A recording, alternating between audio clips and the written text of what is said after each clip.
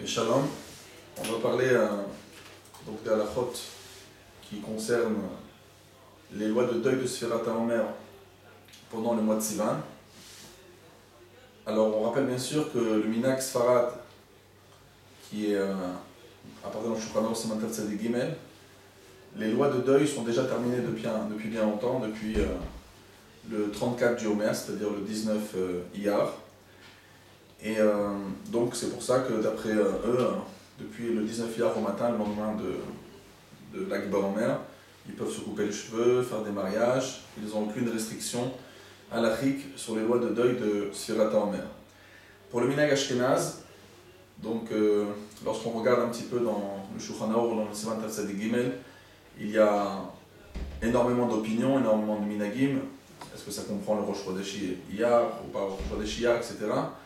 Mais pour résumer ce qui nous concerne, surtout depuis Rosh Chodesh Sivan, alors nous avons le minhag ancien Ashkenaz qui serait de respecter les lois de deuil jusqu'à Erev Shavuot, c'est-à-dire par exemple cette année en Tafshinayin Gimel, ça serait depuis mardi matin, que toutes les lois de deuil seraient en vérité arrêtées. Mais ça c'est le minhag Ashkenaz ancien qui ressort a priori du maître Ashkenaz du Rameau. Mais le Magen Avraham apporte un autre minhag Ashkenaz qui est plutôt populaire aujourd'hui dans le Ham Israël, chez les Ashkenazim, c'est d'arrêter les lois de deuil dans les Yemei Akbala. C'est-à-dire depuis le 3 Sivan au matin, cette année par exemple, Tafshinayin Gimel, ça serait depuis dimanche matin.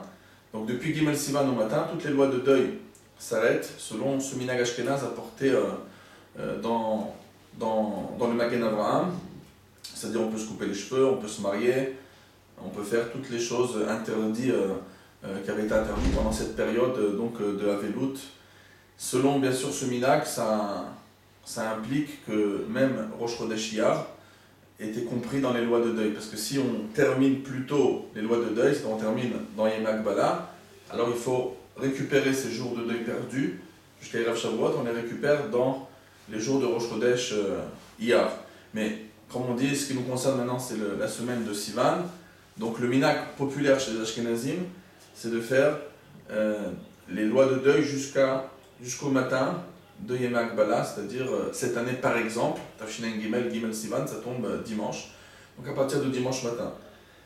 Le minhag Chabad, il est inspiré par l'opinion du Harizal, que déjà au niveau, il lui parle essentiellement sur se couper les cheveux, donc lui il interdit pendant toute la période du Homer, ça comprend toute la période, y compris l'Akh Baomer, sauf bien sûr pour un enfant qui aurait eu 3 ans le jour de l'Akh Baomer ou 3 ans avant l'Akh Baomer, il pourra se couper les cheveux que le jour de l'Akh Baomer depuis le matin, mais sinon l'interdiction elle prend toute la période du Homer jusqu'à Erev Shavuot le matin.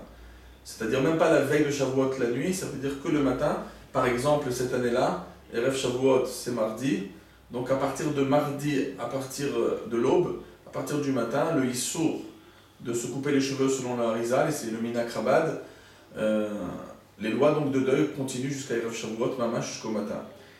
Par rapport aux autres lois, il y a certains dictionnaires qui veulent dire que le Harizal ne parlait que de la coupe des cheveux, parce qu'il lit ça aux sévérités, aux gvurot qui sont pendant cette période, mais pas automatiquement à toutes les autres lois de smachot, toutes les lois de joie, de mariage. Mais chez Chabad, le minhag, il est de respecter les lois de Avelut de Sfirat HaOmer, c'est-à-dire chez Chianu, toutes les lois qui nous interdisent, qui nous font des restrictions sur les joies, également jusqu'à Erev Shavuot. Ça veut dire qu'on met tout dans le même paquet, c'est pas simplement de ne pas se couper les cheveux, toutes les lois doivent être respectées de Sfirat HaOmer jusqu'à Erev Shavuot le matin. C'est pour ça que dans le Chelek Bet, dans le deuxième Chelek de Sharal HaChominag, où il y a les lettres du Rabbi qui concernent l'Halacha, là-bas c'est écrit clairement que le Rabbi conseillait de reporter les mariages à après Shavuot. Alors c'est sûr que tout le monde connaît l'opinion du Rabbi, surtout dans les dernières années où le Rabbi n'était pas très d'accord qu'il y a une grande distance entre l'organisation du mariage, entre lorsqu'on ferme le shidur, le vort, jusqu'au mariage, le rabbi n'était pas du tout d'accord d'avoir des grands espaces de temps. Bien sûr, il faut quand même un minimum de préparation pour les parents, mais ne pas exagérer dans les distances entre le vort et le mariage.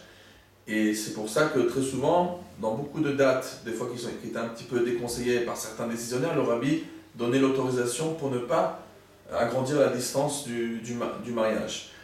Et donc, beaucoup de rabbanim disent que, d'après les dernières années, le rabbi leur autorisé à faire des mariages l'Akba Omer lui-même ou dans les Yemei Akbala. Mais concrètement, dans la lettre du rabbi qui est claire, qu'on a sous les mains, le rabbi conseille toujours de faire le mariage après Shavuot. Et j'ai posé la question au secrétaire du rabbi, le Rav Groner, il y a quelques mois, et il m'a bien répété que le rabbi, même dans les dernières années, dans les années 92, on entendait toujours des horreurs du rabbi qui conseillaient de faire le mariage. Lorsqu'on lui posait la question un peu avant Pessah, le rabbi disait fixer le mariage après Shavuot. Donc normalement, chez Chabad, il est conseillé de repousser le mariage jusqu'à après Shavuot. Ça, peut-être arrête.